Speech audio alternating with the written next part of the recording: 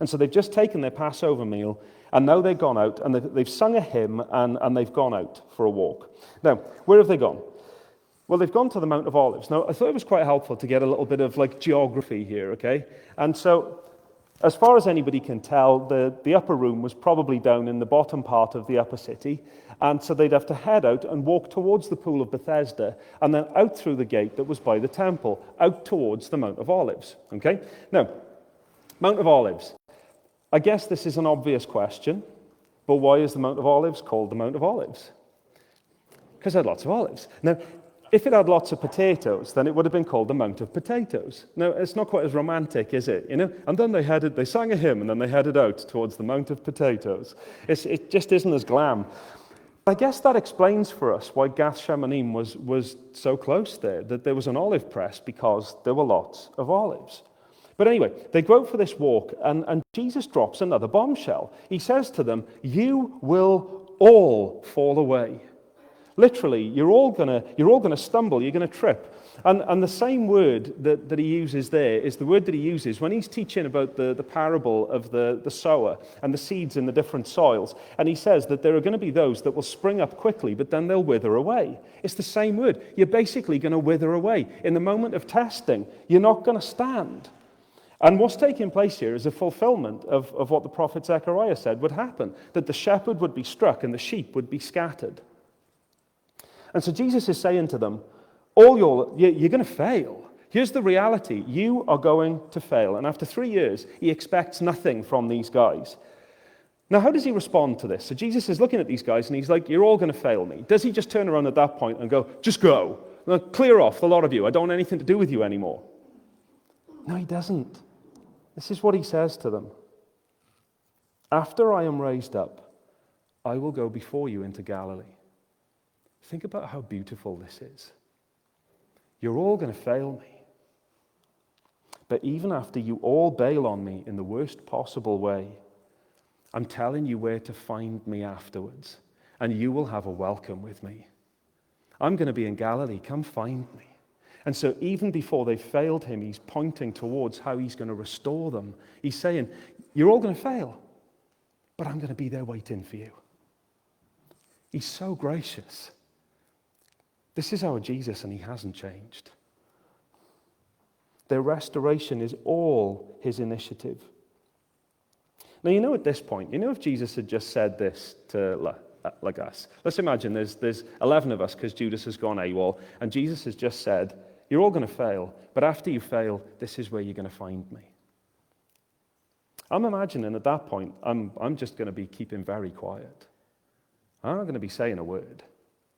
However, that doesn't account for Peter, who has never known when to keep a low profile. And so he's got an opportunity here for some big bravado, And he says, this is so awful. The more I've read this, the more awful this becomes.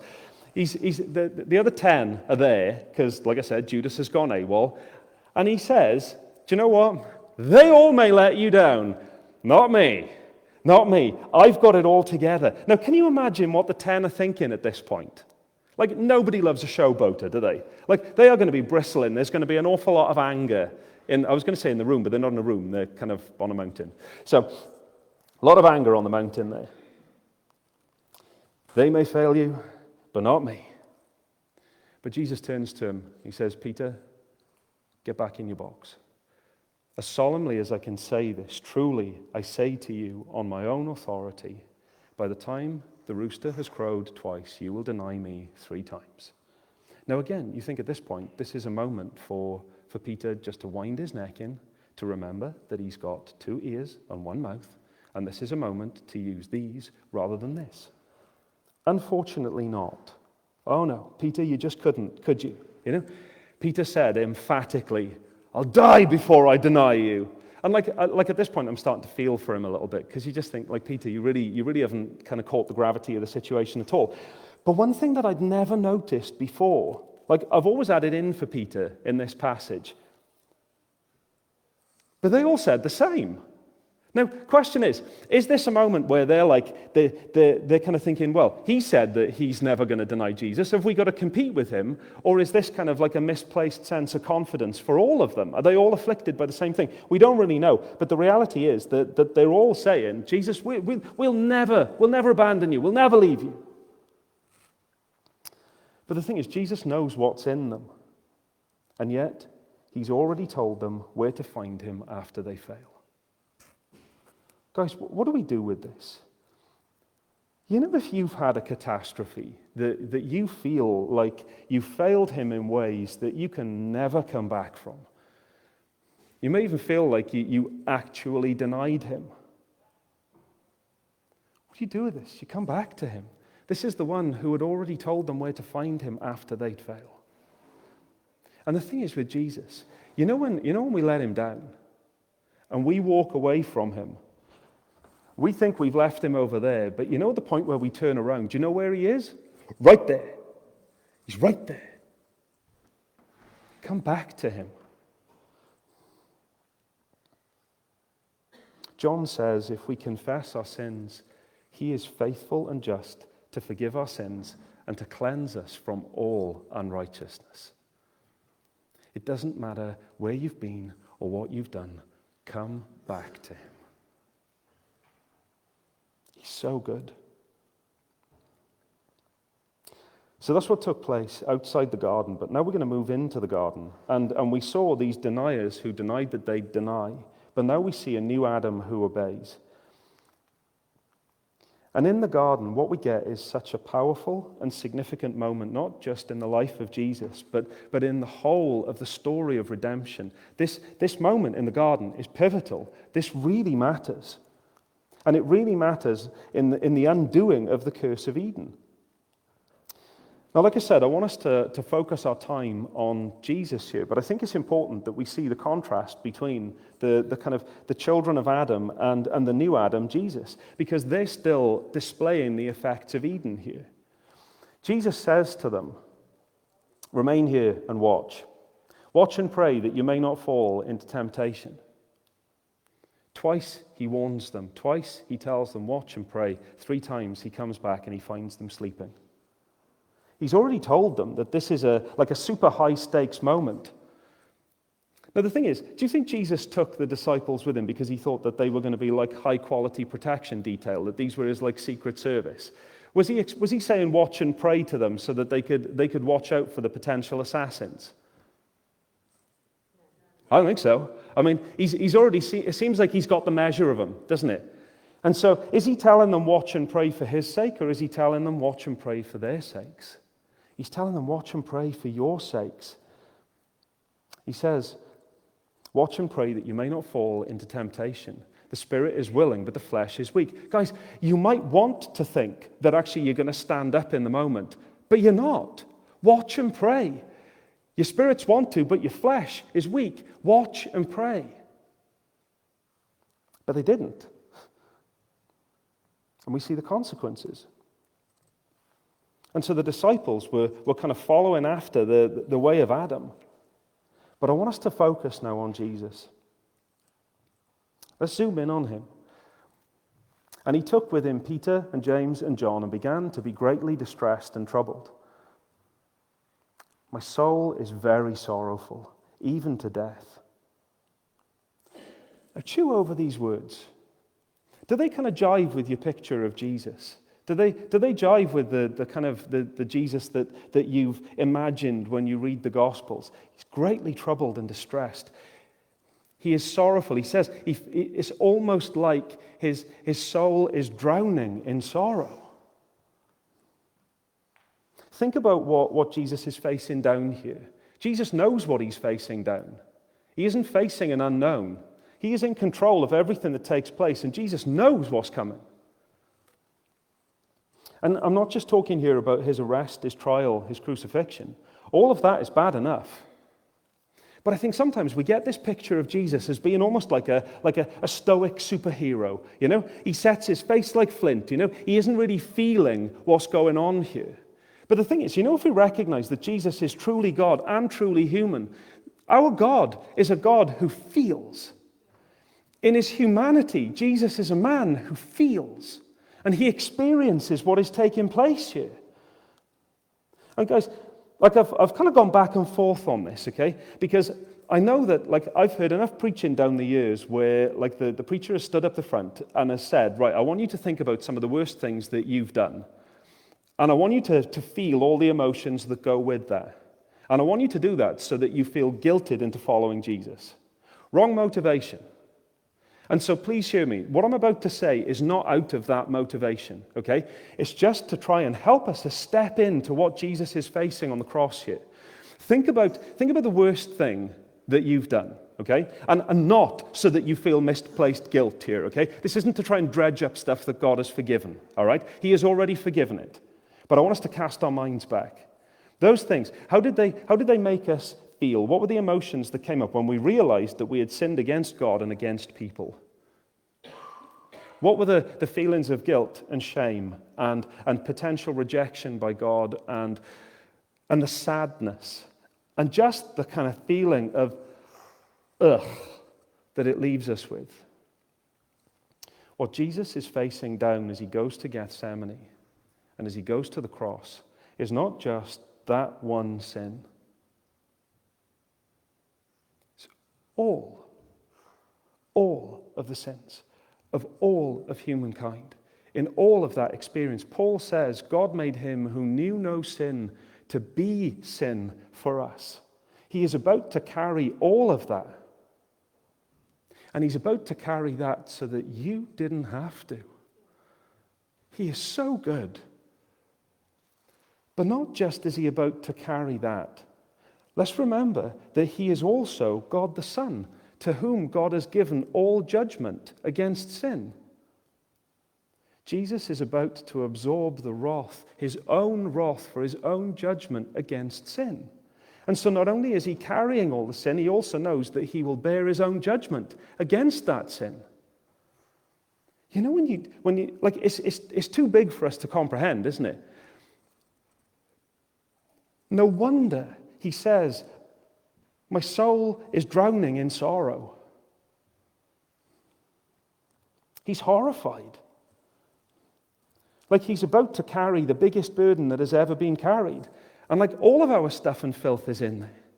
And I say that not to make us think, oh, wasn't I an awful person? But rather to turn our attention to him and say, he is so good. And in that moment, he prays and he says, is there another way? If it were possible, might this hour pass from me?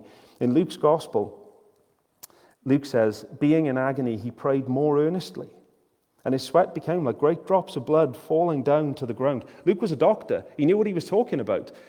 Jesus was in such agony here, in such stress, that the blood vessels close to the surface of his skin burst, and he sweat great drops of blood. Guys, this is real. What Jesus does here, what Jesus faces, is real. And then we're led into like this super intimate moment between Jesus and the Father where he says, Abba, Father, all things are possible for you. Remove this cup from me. Now, whenever you talk about a cup, often in the Psalms, the cup was this picture of like, you know, what is my cup in life? You know, what is the lot, the portion that God has given me in life? This is my cup now and I need a drink. So, what is my cup, my lot in life? And it is that. But it's also a picture of divine wrath. It's a picture of judgment, God's judgment against sin. The cup which sinful humans, rebellious humans, you and I deserve to drink. And yet, Jesus is here. He is about to drink this cup down to its dregs so that we don't have to. And yet the cost and the pain and the horror for Jesus is real.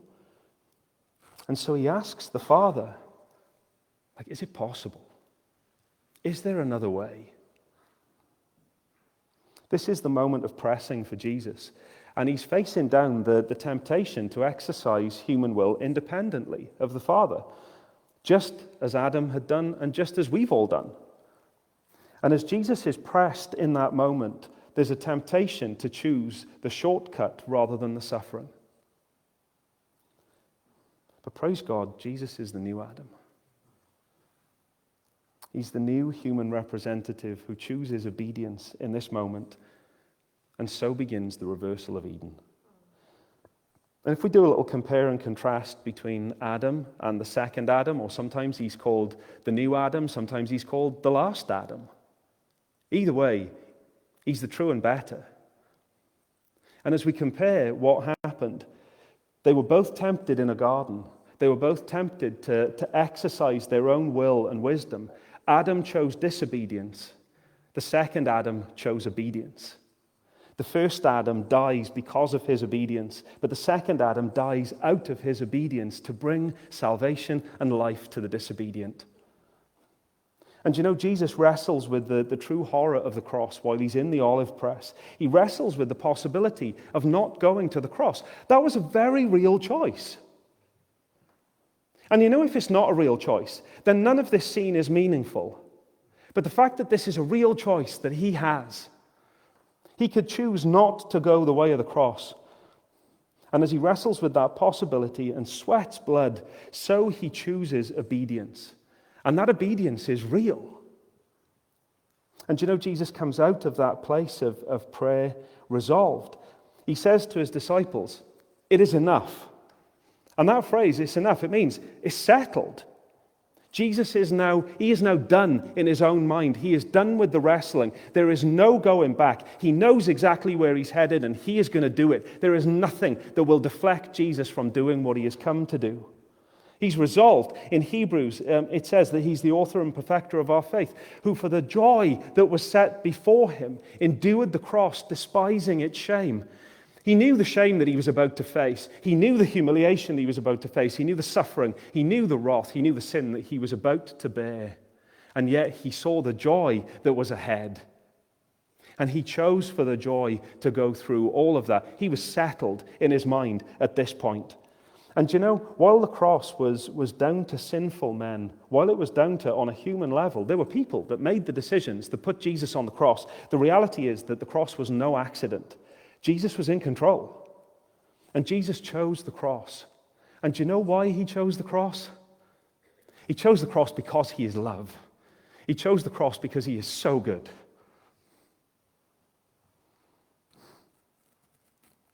Like, he is so good. You know, all of us in here today that own the name of Jesus, we are alive because of him. We are forgiven because of him. We are rescued. We are redeemed. We are in process of being made new because of him. It's all down to him. And we love because he first loved us. And this is the measure of his love.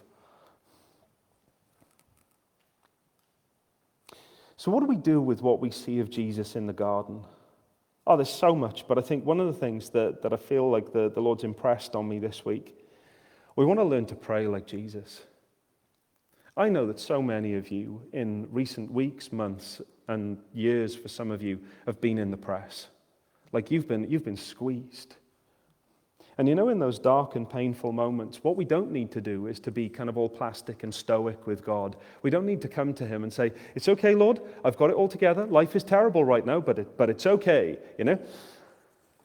Just like the Psalms, what Jesus shows us is that when his soul is drowning in sorrow, he laments big style. He comes to the Father and he expresses, he says, "Is it possible for you to take this hour from me? Is it possible for you to take this cup from me?" And yet, what he does in that place of lament is he comes out resolved to trust and obey the will of the Father and to do the will of the Father. And so we want to learn to pray like Jesus. In those moments of pressing, to be able to go into the presence of God, to really wrestle things out with him, and to come out of that place resolved to trust and obey. But then lastly,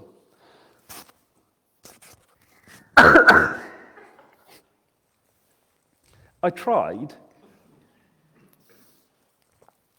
Thank you for your overwhelming sympathy.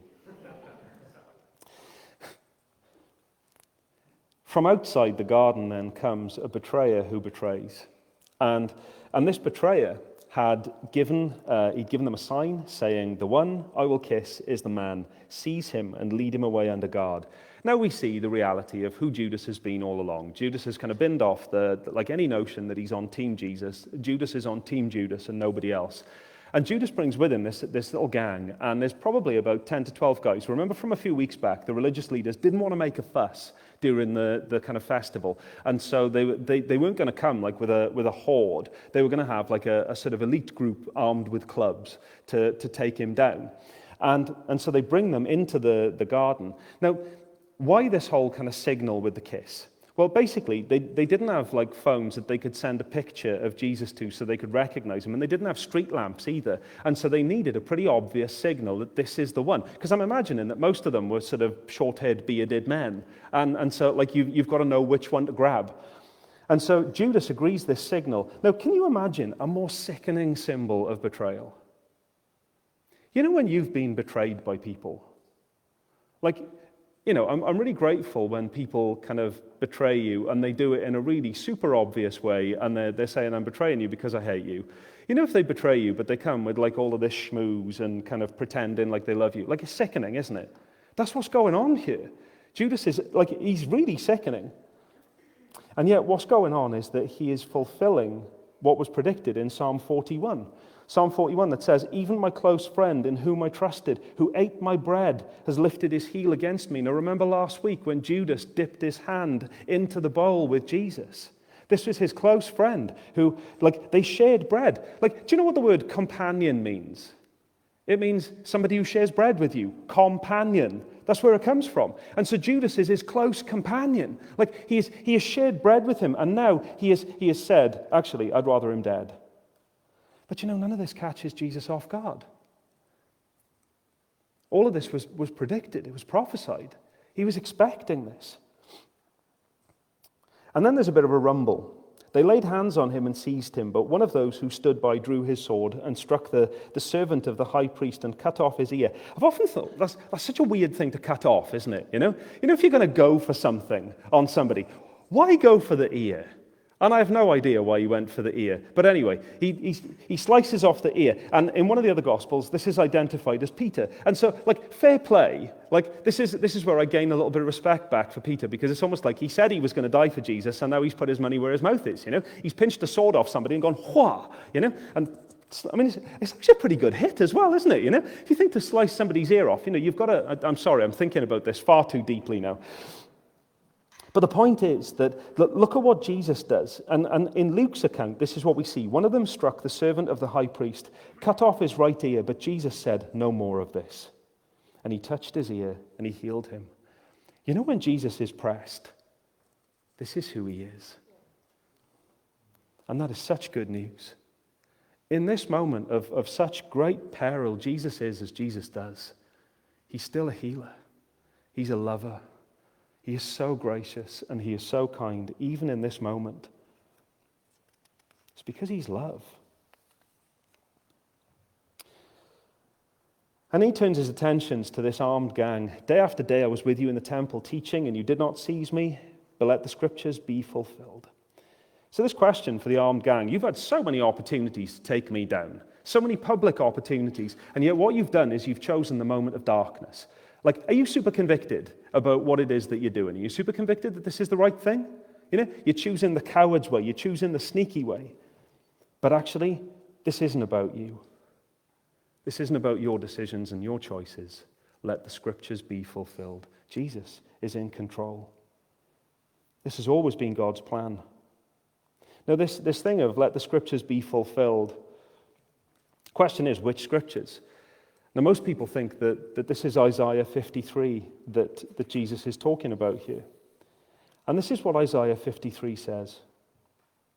"He had no beauty or majesty to attract us to him, nothing in his appearance that we should desire him. He was despised and rejected by mankind, a man of suffering, familiar with pain, like one from whom people hide their faces. He was despised, and we held him in low esteem. Surely he took up our pain and bore our suffering, yet we considered him punished by God, stricken by him and afflicted. But he was pierced for our transgressions. He was crushed for our iniquities. The punishment that brought us peace was on him, and by his wounds we are healed.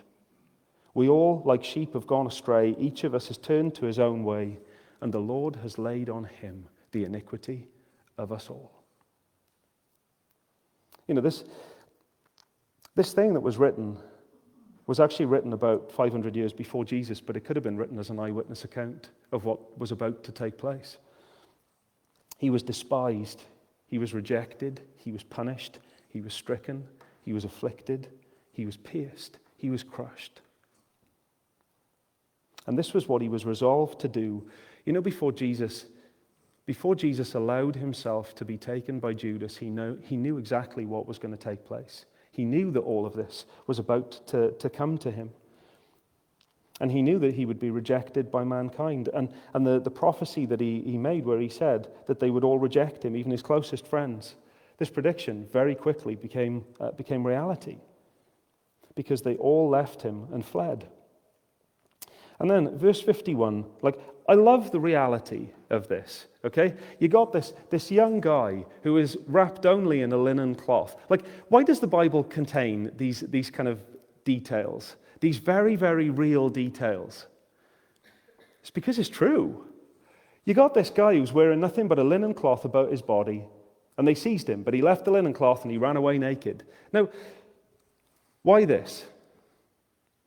Most people think that this is actually Mark writing himself into the story, that this is Mark himself. No, Mark doesn't contain, he doesn't write a moment in where it's and there was this young bloke who was called Mark, who was super brave, and he had a proper go at him, and it was only because he was overwhelmed and they were beating him all on the ground. He doesn't do that. Instead, he says there was this young guy who was wearing a linen cloth, and when they tried to grab him, he ran away, and he ended up running away starkers. That's basically what's going on here, because he's not writing himself in as the hero of the story. He wants us to see that Jesus is the hero. He was there, he was an eyewitness, he saw this, but Jesus is the hero here, not Mark. And it's not only a cameo, it's also another fulfillment of prophecy in Amos. Even the bravest warriors will flee naked on that day. Jesus remains in control. This was all under the control of Jesus. And yet Jesus is now alone and abandoned. And that's where we leave him. And yet the one who prayed alone, this one who was left alone by his friends, he'll be tried alone. He'll die alone on the cross. But he is the one who alone will conquer sin and death under his own steam, will rise again from the dead, having conquered sin and death, promising eternal witness, a return to paradise restored, a return to the garden with him forever for all who place faith in him. He was alone so that we would never have to be. He promised, I will never leave you, nor will I forsake you. We place our faith in the one who went through this extreme experience of aloneness so that we never need to be alone again. Do you know, he did this for you. He did this for me. He did it for us. The punishment that brought us peace was on him. And by his wounds we are healed. He's so good. He's so kind.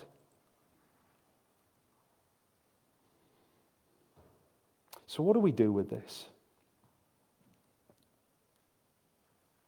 It's really simple. We come to him. You know, if you ran away when you were pressed and you feel like you can't come back to him, come back to the one who told his disciples where to find him. Because do you know where you find him? You find him as soon as you turn. He's right there. If you feel like you're being pressed beyond your capacity to bear, come to him, the one who has been pressed in unimaginable ways. The one who has stood up against all temptation. He is the one who gives you strength to hold up in those moments. If you've been betrayed by those who are closest to you, come to him, the one who has been betrayed by the ones closest to him. And yet, look at what he did at the Last Supper, knowing that Judas would betray him, washed his feet. If your spirit is willing but your flesh is weak, if there's something that you're struggling with, come to him, the one who has been tempted in every way, just as we are, yet is without sin. If you're feeling alone, you feel like you have nowhere else to go, you know the answer. Come to him. He is the one who has promised never to leave you, nor forsake you. And this morning, if you're doing really well, if things are really going your way, if things are awesome, then praise God and still come to him. Because he is the one who has promised us paradise forever with him. And he's promised a deeper experience of that paradise then in the now as we walk in ever-deepening relationship with him. I got one thing for you this morning, people. Come to him. And if you belong to him, he is the one who has carried the weight of all of your sin so that you don't have to. He has walked through the guilt and the shame so you don't have to revisit that. You don't have to go there again. He has taken that away from you. He has taken it away from you, past, present, and future. Not only has he taken it away, he has taken the judgment against that sin away. The accuser can't come to you anymore and remind you of the things that you did in the past because you just say, take it up with him, because he has already taken it away. And if you've never come to Jesus, then come to him. This is where you find life and joy and beauty and wholeness and healing and holiness. He is who you were made for. And so come to him. And so that's what we're going to do now. So band, do you want to come up? Shall we stand together?